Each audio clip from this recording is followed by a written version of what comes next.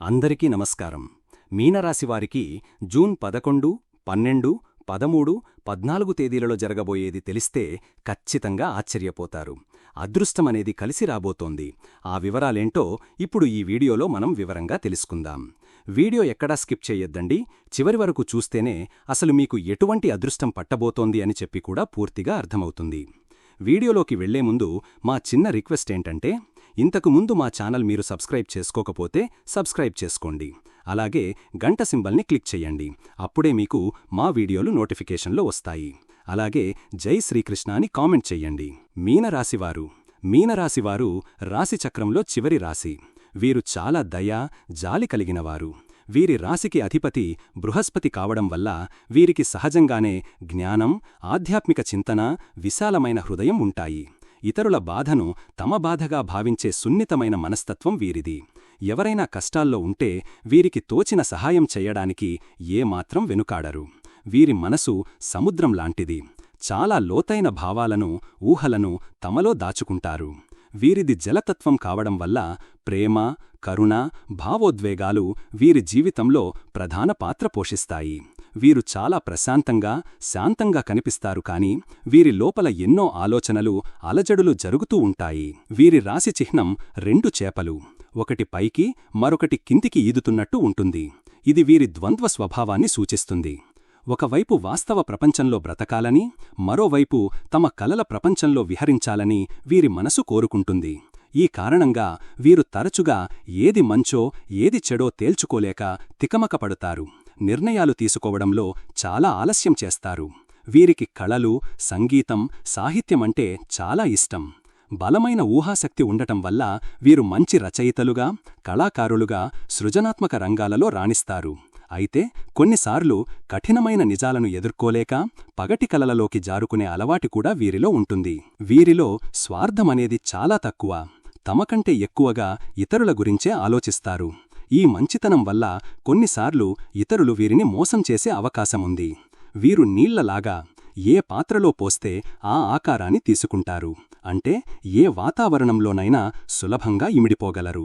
వీరికి అతీంద్రియ శక్తులపై జరగబోయేదాన్ని ముందే పసిగట్టగల శక్తి ఎక్కువగా ఉంటుంది.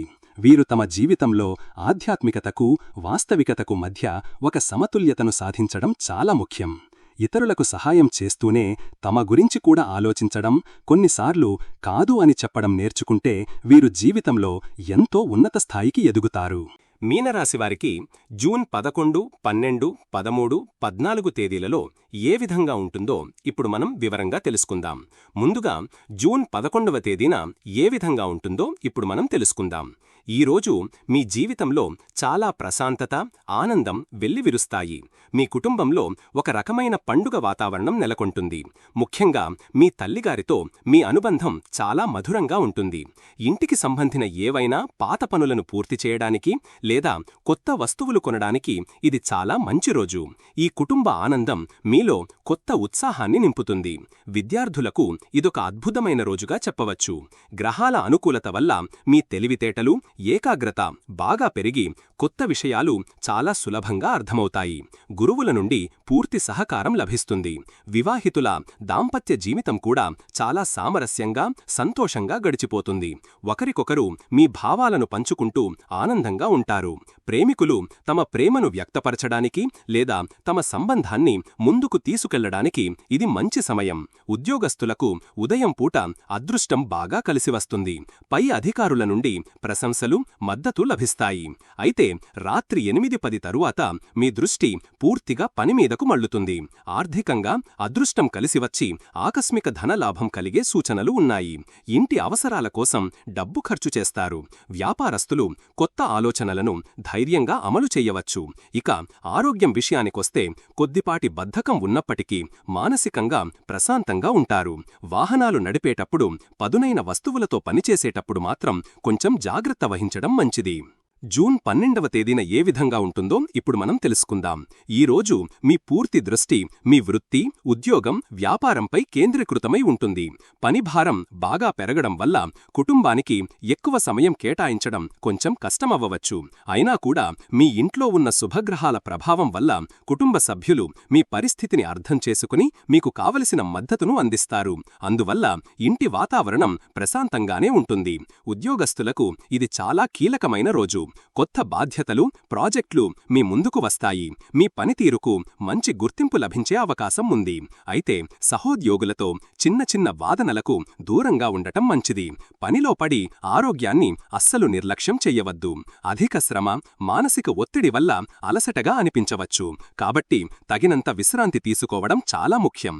సమయానికి భోజనం చెయ్యడం మర్చిపోవద్దు.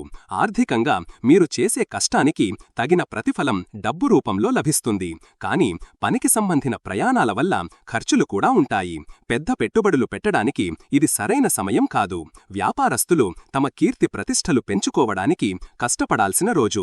విద్యార్థుల మనసు భవిష్యత్ కెరీర్ గురించిన ఆలోచనలతో నిండి ఉంటుంది. వివాహితులకు తమ భాగస్వామి నుండి పూర్తి నైతిక మద్దతు లభిస్తుంది. ప్రేమికులు తమ భాగస్వామికి సమయం కేటాయించలేకపోవడం వల్ల చిన్న అసంతృప్తి కలగవచ్చు. కాబట్టి మీ పరిస్థితిని వారికి స్పష్టంగా వివరించండి. జూన్ 13వ తేదీన ఏ విధంగా ఉంటుందో ఇప్పుడు మనం తెలుసుకుందాం. నిన్నటిలాగే ఈరోజు కూడా మీ దృష్టి ఎక్కువగా మీ వృత్తిపరమైన జీవితంపైనే కొనసాగుతుంది. మీ ధైర్యం, అద్భుతమైన కమ్యూనికేషన్ నైపుణ్యాల వల్ల క్లిష్టమైన పనులను కూడా సులభంగా పూర్తి చేయగలుగుతారు. ఉద్యోగంలో మీ మాటలకు విలువ పెరుగుతుంది. మీ శ్రమను పై అధికారులు గుర్తిస్తారు. మీ లక్ష్యాలను చేరుకోవడానికి ఇది మంచి రోజు. కుటుంబంతో గడిపే సమయం తక్కువగా ఉన్నప్పటికీ మీ తోబుట్టువులతో మాట్లాడటం వల్ల మీకు మానసిక ఉత్సాహం లభిస్తుంది. వారి నుండి మీకు అవసరమైన సహాయం కూడా అందవచ్చు. పనిభారం వల్ల కలిగే ఒత్తిడి కొనసాగే అవకాశం ఉన్నందున ఆరోగ్యంపై శ్రద్ధ అవసరం. శారీరక అలసట, వెన్నునొప్పి వంటి సమస్యలు ఉన్నవారు జాగ్రత్తగా ఉండాలి. యోగా లేదా ధ్యానం చేయడం వల్ల మేలు జరుగుతుంది. ఆర్థిక పరిస్థితి స్థిరంగా ఉంటుంది. వృత్తి ద్వారా ఆదాయం వస్తున్నప్పటికీ బాగా ఆలోచించి మాత్రమే ఆర్థిక నిర్ణయాలు తీసుకోవాలి. వ్యాపారస్తులకు ఇది చాలా అనుకూలమైన రోజు. మార్కెటింగ్, ప్రకటనల వంటి వాటి ద్వారా మీ వ్యాపారాన్ని విస్తరించుకోవచ్చు. మీ మాటలతో కొత్త ఒప్పందాలను ఖరారు చేసుకోగలుగుతారు. విద్యార్థులు తమ కెరీర్ ప్రణాళికలపై దృష్టి సారిస్తారు. వివాహితులకు తమ భాగస్వామి నుండి పూర్తి సహకారం లభిస్తుంది. ఇది మీ బంధాన్ని మరింత బలంగా చేస్తుంది. ప్రేమికులు తమ ప్రేమను మాటల ద్వారా వ్యక్తపరచడానికి ఒక చిన్న ప్రయాణం ప్లాన్ చేసుకోవడానికి ఇది మంచి రోజు. జూన్ 14వ తేదీన ఏ విధంగా ఉంటుందో ఇప్పుడు మనం తెలుసుకుందాం. ఈ రోజు మీ జీవితంలో ఒక అద్భుతమైన, సంతోషకరమైన మార్పు వస్తుంది. గత కొన్ని రోజులుగా ఉన్న పని ఒత్తిడి, అలసట పూర్తిగా తొలగిపోయి మీరు చాలా తేలికగా, శక్తివంతంగా భావిస్తారు. మీ ఆరోగ్యం గణనీయంగా మెరుగుపడుతుంది. ఆర్థికంగా ఇది లాభాల పంట పండించే రోజు. అనేక మార్గాల నుండి ఆదాయం వచ్చే అవకాశం ఉంది. మీరు గతంలో పెట్టిన పెట్టుబడుల నుండి మంచి లాభాలు అందుకుంటారు. రావలసిన డబ్బు సులభంగా చేతికి అందుతుంది. మీ చిరకాల కోరికలు నెరవేరుతాయి. ఈ సంతోషాన్ని పంచుకోవడానికి కుటుంబ జీవితం కూడా చాలా ఉల్లాసంగా, ఉత్సాహంగా ఉంటుంది. స్నేహితులు, పెద్ద తోబుట్టువులతో సమయం గడుపుతారు. వారి నుండి మీకు పూర్తి మద్దతు లభిస్తుంది. ఇంట్లో ఒక చిన్న వేడుక లేదా గెట్ టుగెదర్ కూడా ప్లాన్ చేయవచ్చు. ఉద్యోగస్తులకు వారు పడిన కష్టానికి ప్రతిఫలం దక్కే రోజు ఇది. ప్రశంసలు, గుర్తింపుతో పాటు ఇంక్రిమెంట్ లేదా బోనస్ వంటి ఆర్థిక లాభాలు కూడా ఉండవచ్చు. వ్యాపారస్తులకు అమ్మకాలు బాగా పెరిగి పాత బకాయిలు వసూలవుతాయి. మీ స్నేహితుల ద్వారా వ్యాపారానికి కొత్త అవకాశాలు వస్తాయి. విద్యార్థులు పరీక్షలలో అద్భుతమైన ఫలితాలు సాధిస్తారు. వివాహితుల దాంపత్య జీవితంలో మాధుర్యం వెల్లివిరుస్తుంది. కలిసి షాపింగ్ చేయడానికి, విహారయాత్రకు వెళ్లడానికి ఇది సరైన రోజు. ప్రేమికులకు కూడా ఇది ఒక అద్భుతమైన రోజు. మీ బంధంలో ఆనందం, ఉత్సాహం నిండి ఉంటాయి. మొత్తం మీద ఈ రోజు మీనరాశివారికి అన్ని విధాలా ఒక విజయవంతమైన, ఆనందకరమైన రోజుగా మిగిలిపోతుంది. మీనరాశివారు పాటించవలసిన పరిహారాలు.